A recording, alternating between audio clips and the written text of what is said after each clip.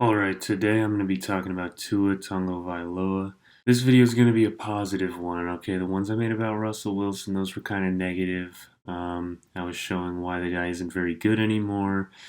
This one's going to be actually the opposite because the narrative around Tua for a lot of his career has been that he is bad, that he has a noodle arm, that his receivers do all the work for him, and that he can't be an elite quarterback in the NFL. So today I'm going to be going through some of those narratives, trying to deconstruct them. Here's the passing rating leaders. Just want to start with this. We're talking about Tua today. Here he is compared to the rest of the NFL. This is as of November 22nd. So 2 days before I'm making this video. Tua's at 118.4, Geno Smith at 108. And you can see the rest. Mahomes 107, Hurts 106. I actually think one of Tua's best comparisons is Geno Smith right now. They're both just very accurate quarterbacks. Put their teams in good positions. Tua's narrative has been that he has a noodle arm, that he can't throw the ball very deep, that he doesn't throw the ball very deep.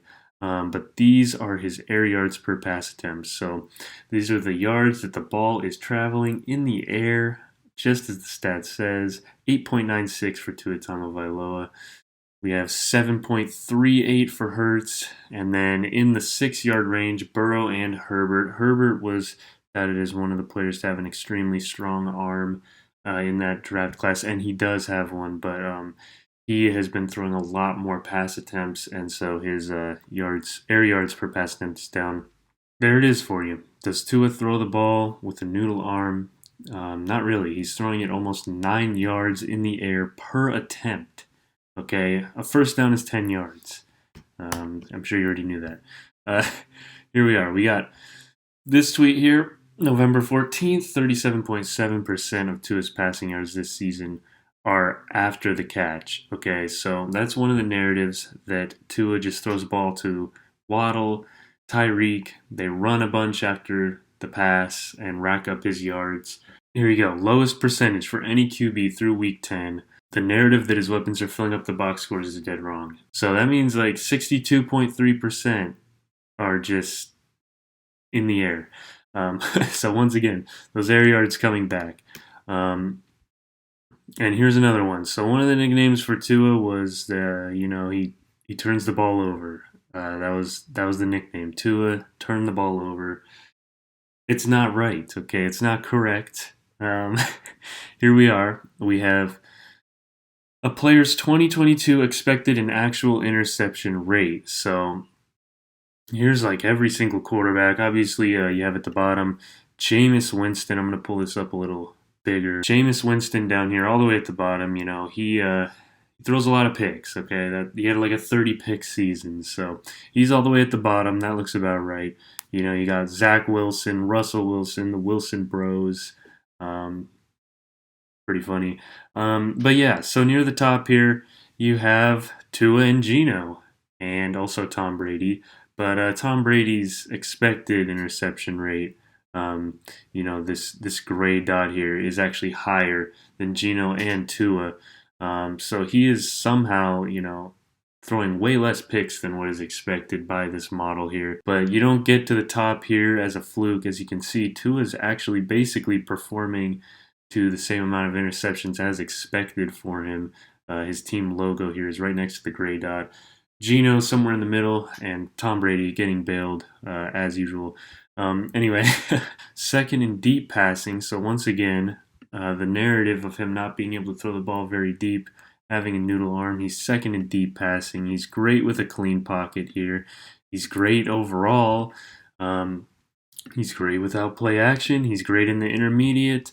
Here he is second in passing grade over 2.5 seconds, so that's longer developing plays, not just checkdowns or screens or things like that. He's second in adjusted completion percentage, fourth in play action passing, fourth in ADOT, which is average depth of target. So once again, the narrative that Tua is just throwing the ball short, his receivers running around, gaining yards for him. It's not necessarily true. He's fourth in average depth of target.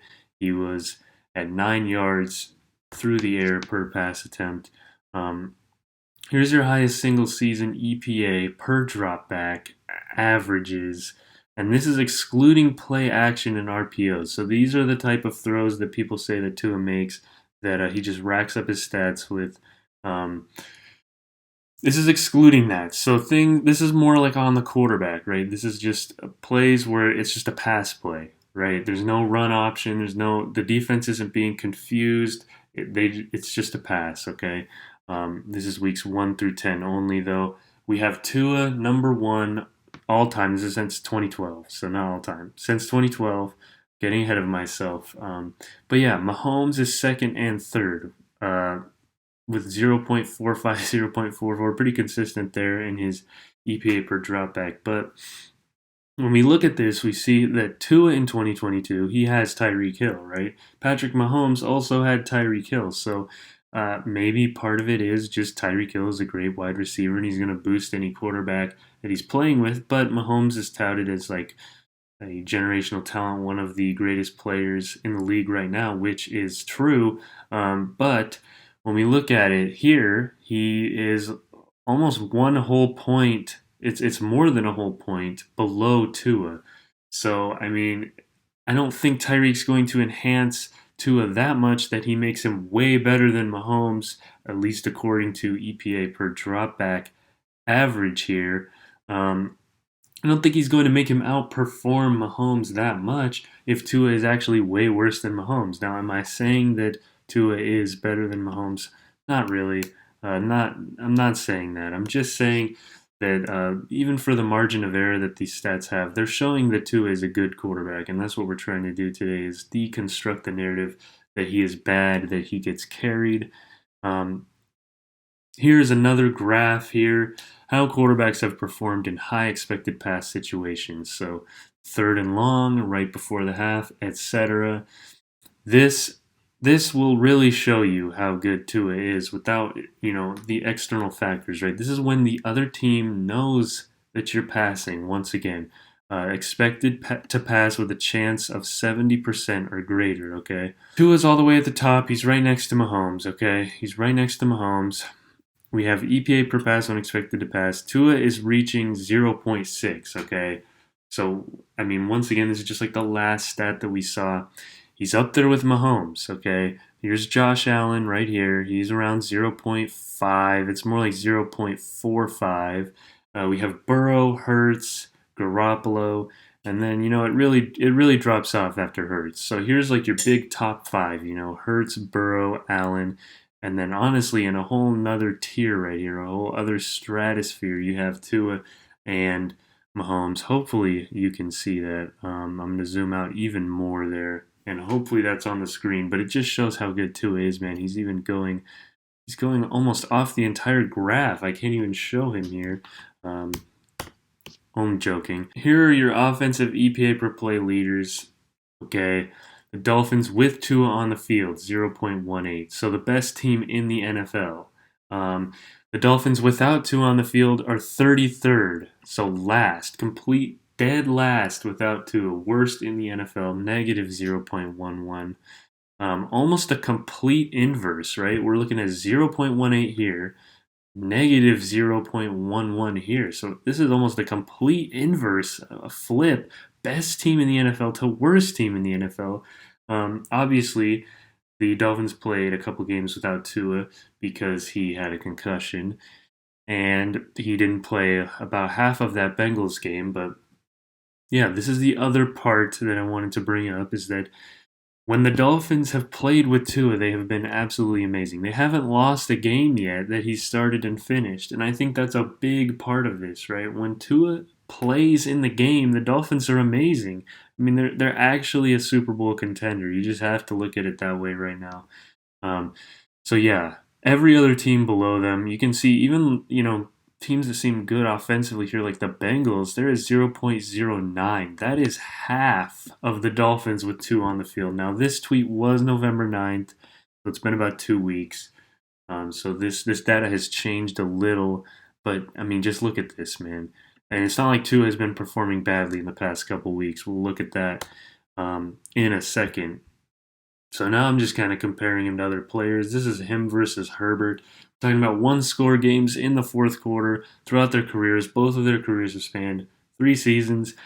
Tua here, 75% completion, 880 yards. That's 9.5 per attempt, okay? So Herbert throws way more passes, all right? He's at 268. His sample size is way larger here. We got to factor in that, okay? But he's at 64% over like 1,000 more yards, but only 7 yards per attempt. So 2.5 less yards per attempt.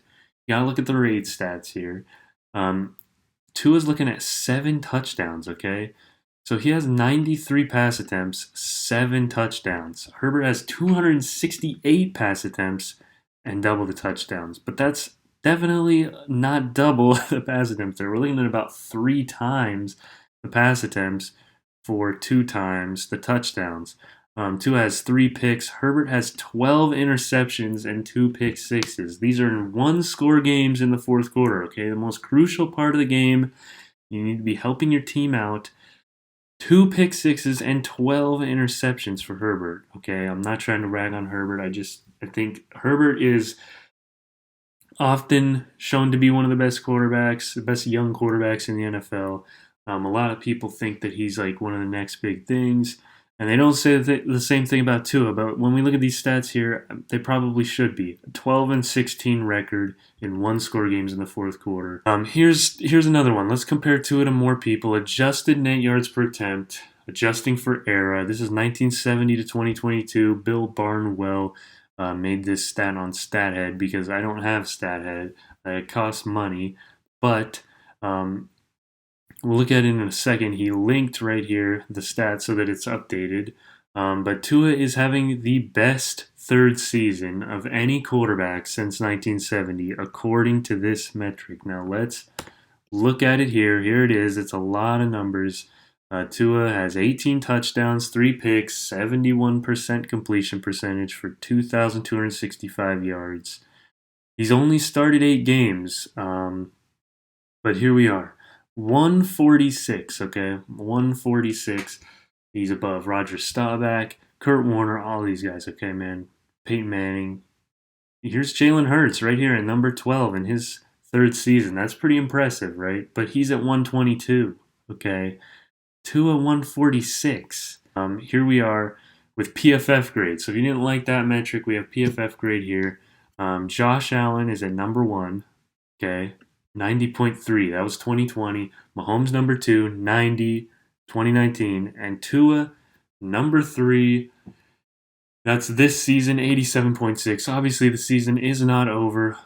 This was on November 3rd, but Tua has been playing a lot better, okay? So this should be going up, if anything. We'll look at that in a second.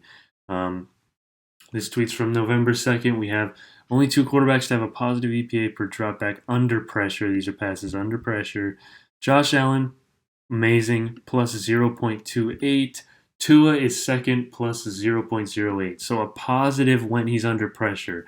That is amazing, right? If your quarterback's under pressure and he has a positive EPA, that's amazing. The next closest is Ryan Tannehill, so he's third at negative 0.08. The inverse of Tua is there.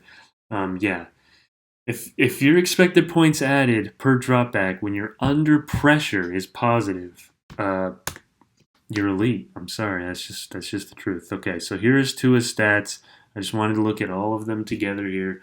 Bold stats here are leading the league. So we're looking at 2022 right here. Bold stats are leading the league. He's 7-1 now. One game that he lost, he did not get to finish. But here we are. We have a 71% completion percentage. This is why I compare him to Geno. Okay, he throws a lot of completions. He throws a lot of touchdowns and not that many picks. 7.3% of his pass attempts are touchdowns. You can just say it that way. Yards per attempt here, 9.1, bold, leading the league. This is adjusted yards gained per pass attempt, 10, leading the league. Yards gained per pass completion, 12.9, leading the league. Also leading the league in QBR, quarterback rating. Here's sack percentage. Sacks are a QB stat, okay? They are. But this also means that his line has gotten a lot better, which is a good thing. Tua had a terrible line before. Net yards gained per pass attempt, bold, leading the league, and adjusted net yards per pass attempt, bold, leading the league. I think I'm going to end it there. This is going to be a long video, but I wanted to put one out about Tua because I think he's having an amazing season, and I think people are still underrating him. And I think it's probably because of his past seasons, the fact that he played at Alabama, and he's always, it's always been the narrative that he had great receivers at Alabama, and that he couldn't really translate his skills to the NFL because he didn't have a huge arm. He's not a great scrambler, but he's one of the most accurate quarterbacks in the NFL. I think he compares to Geno Smith really well. I think he's better than Geno Smith, and I'm a Seattle Seahawks fan. Um, Man, I think it's just really impressive what Tua is doing. If he keeps it up for the rest of the season, they're going to be amazing because, as I said, they haven't lost a game that he has started and finished. I'm sure that will change, but I think it's pretty impressive to see that 7 games there. Tua's thrown, 3 touchdowns in several games this year. He had a 6 touchdown game against the Ravens where they came back from down 3 scores in the fourth quarter. So I think the narrative that he can't put up points, that he can't throw the ball deep, is just wrong. And I think we saw that in this video with these stats. Obviously, I chose the stats that fit my narrative. So if you disagree, if you have other points of view that you want to contribute, you can leave them in the comments. I respond to basically every comment. And you can subscribe for more videos. Leave a like if you enjoyed. That's about it.